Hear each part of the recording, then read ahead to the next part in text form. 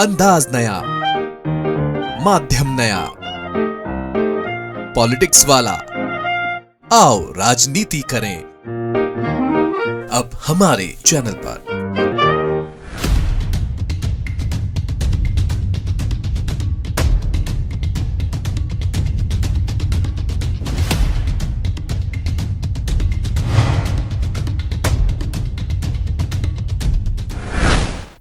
9 मई की रात करीब 12:30 बज रहे होंगे।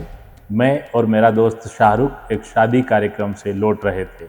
शाहरुख टीला जमालपुरा में फूटा मकबरा के पास रहता है। मैंने उसे उसके घर के पास छोड़ दिया। उसके बाद मैं आगे बढ़ ही रहा था कि पीछे से समीर, फैज़ान खान और एक दोस्त गाड़ियों से आए। उन्होंने मुझसे एक्टिवा की चाबी छीन ली। जेब में हाथ डालकर दोनों मोबाइल भी निकाल लिए। फिर तीनों ने मुझे पीटना शुरू कर दिया। मैं कुछ समझ पाता उससे पहले ही फैजान ने पेंट की जेब में हाथ डालकर मेरे रुपये निकाल लिए। मैं चुप रहा। उन लोगों ने मुझे दोबारा पीटना शुरू कर दिया। मैंने उन्हें पुलिस में शिकायत करने की बात कही तो वो और भड़क गए। कहने लगे पुलिस में शिकायत की धमकी देता है। इस बीच उनका एक और साथी मुफीद भी वहां पहुंच गया। इसके बाद समीर और फैजान मुझे अपनी 2 व्हीलर पर बिठाकर पीजीबीटी कॉलेज ग्राउंड ले गए। यहाँ उन्होंने अपने 2 साथियों साहिलुद्दीन और बिलाल को भी बुला लिया। पीजीबीटी कॉलेज ग्राउंड पर उन्होंने मुझे लात घूंसों से पीटा। मेरे गले में कुत्ता बांधने वाला पट्टा डालकर मुझे नीचे गिरा दिया। मुझे बोले कुत्ता बन, कुत्ते की तरह भौंक। कहने लगे मियाँ भाई बनो, बड़े का खाओ। मैं गिड़गिड़ाता रहा, वह नहीं माने। मेरे मुंह में पैरों से मारना शुरू कर दिया। मैं मजबूर था।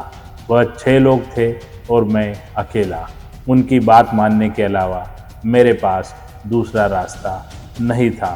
मजबूरन कहा बताओ क्या करना है, क्या करना है। मैं करने को तैयार हूँ। उन्होंने कहा कि मियाँ भाई बनने को तैयार हूँ, यह कहो। इसका वीडियो बनाने के बाद छोड़ देंगे। इसका वीडियो उनके नाबालिग दोस्त ने बनाया। नमस्कार, मैं पंकज मुकाती, पॉलिटिक्स वाला पीएम टाइम में एक बार फिर आपका स्वागत है। अभी आपने जो कहानी सुनी वो भोपाल के एक युवक की सच्ची कहानी है। कैसे हम अमानुषिक होते जा रहे हैं, कैसे हम पाशविक दौर में जी रहे हैं, किस तरह से धार्मिक कट्टरता हमें गलत करने को मजबूर कर रही है, कैसे हम एक युवक को पकड़कर पीट रहे हैं और उसे तब तक पीट रहे हैं जब तक वो घबरा कर ये नहीं कह देता कि मैं मियाँ भाई बनने को राजी हूँ।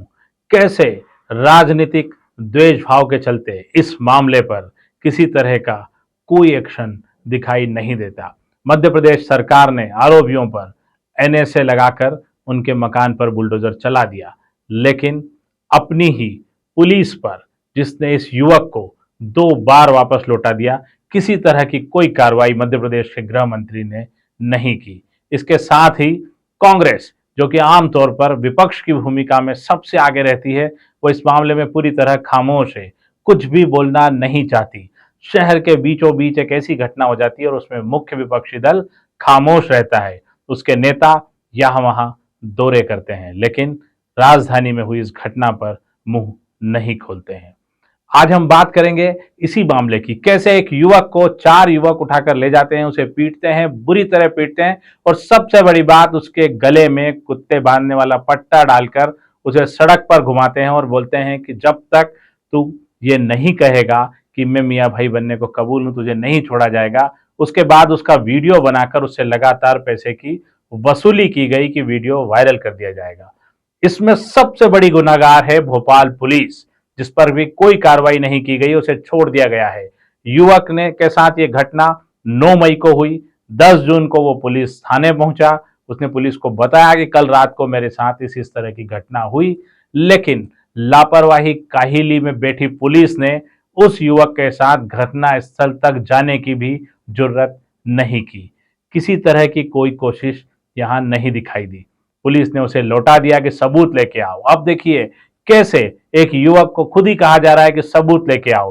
पूरे 1 महीने तक ये युवक परेशान होता रहा, उसे आरोपी प्रताड़ित करते रहे, उस वीडियो को वायरल करने की धमकी देते रहे। वो कई बार थाने गया, लेकिन पुलिस ने उसे वापस लौटा दिया कि सबूत लेकर आओ। अब ये हमारी व्यवस्था है कि सबूत भी खुद पीड़ित को ही जुटाने होंगे, तब पुलिस जागेगी। और बड़ा पहलू यह है कि पूरे 1 महीने बाद 10 जून को इसी युवक ने आरोपियों को कुछ पैसे दिए और लगातार बात करने के बाद वो वीडियो हासिल किया कि वे आगे वायरल नहीं करेंगे। इसके बाद भी वे युवक कहने लगे कि हमारे पास इसकी एक कॉपी और है और हम फिर से वसूली कर रहे हैं। वो उससे पैसे मांगते रहे। इससे घबराकर वह फिर थाने पहुंचा और उसने कहा कि ये अब मैं सबूत भी ले आया हूं, लेकिन टीला जमालपुरा थाने की पुलिस इस सबूत को भी किसी रूप में मानने को राजी नहीं है। आप सोचिए कि एक आदमी के गले में पट्टा बांधकर उसे सड़क पर घुमाया जा रहा है, पीटा जा रहा है, और पुलिस इस पर किसी तरह की कार्रवाई को राजी नहीं है। ये है हमारा शासन, ये है हमारा प्रशासन, और ये है हमारी व्यवस्था, और ये है हमारी धर्मांतरण को के मामलों में सोच, जो बताती है कि हम कितने कमजोर हैं, कितने नाकारा हैं और कितने लापरवाह हैं। अंत में परेशान होकर उस युवक ने खुद ही वो वीडियो वायरल कर दिया ताकि ये सच सबके सामने आए। इस युवक के वीडियो वायरल करने के बाद प्रशासन हरकत में आया, पुलिस हरकत में आई, युवकों की गिरफ्तारी की गई, लेकिन ये पहले क्यों नहीं किया गया? और मैंने कल भी कहा था, मैं आज भी कह रहा हूं कि हम इस तरह की जो मानसिकता है इस मध्य प्रदेश के अंदर, उस मानसिकता को ही कुचल देंगे। 1 महीने तक इस युवक ने जो प्रताड़ना झेली, क्या इस प्रताड़ना के दौर में वो आत्महत्या कर लेता, वो कोई गलत कदम उठा लेता, तब इसका जिम्मेदार कौन होता? और आज इस घटना के सामने आने के बाद भी आरोपियों पर एनएसए लगा दिया गया है, उनके घरों पर बुलडोजर लगा दिया गया है, लेकिन जिन पुलिस वालों ने 1 महीने तक किसी तरह की कोई कार्रवाई नहीं की, उस थाना प्रभारी, उस इलाके के वरिष्ठ अधिकारियों पर किसी तरह की कोई कार्रवाई अब तक नहीं हुई। क्या हम इस तरह की पार्श्विकता का इसी तरह से राजनीतिक गुणाभाग लगाकर खेल देखते रहेंगे, या हमारे प्रशासन में सुधार करेंगे, पुलिस पर कार्रवाई करेंगे, पुलिस की कमजोरियों को दूर करने की कोशिश करेंगे? आज के लिए इतना ही। अगली बार फिर एक नए सब विषय के साथ फिर आपके सामने होंगे। शुक्रिया, धन्यवाद। हमारे चैनल को लाइक और सब्सक्राइब करना न भूलें।